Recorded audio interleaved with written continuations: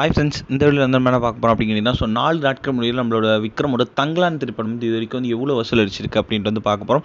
அதாவது அஃபிஷியலாக வந்து அவர் திரைப்படத்தோட தயாரிப்பாளர் வந்து சொல்லியிருக்காரு.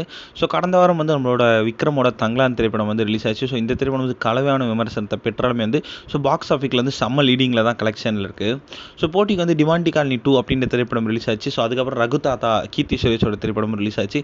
ஆனால் வந்து இதில் வந்து டிமாண்டி காலனி 2 தான் வந்து நம்மளோட தங்கலான் திரைப்படத்துக்கு ஒரு நல்ல போட்டியாக அமைஞ்சுது. ரெண்டு திரைப்படத்துக்கும் நல்ல ஒரு விமர்சனம் பெற்றாலுமே வந்து தங்கலான் திரைப்படம் தான் கலெக்ஷனில் வந்து அதிகமாகவே இருந்துச்சு.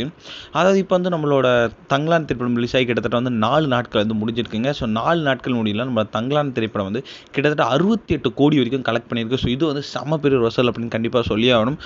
ஸ்டார்டிங்கில் என்ன தான் கழிவான விமர்சனம் இருந்தாலும் வந்து போக போக வந்து ரசிகர்கள் செம்ம அவளாக வந்து நம்மளோட தங்கலான் திரைப்படத்தை பார்த்துக்கிட்டே இருக்காங்க.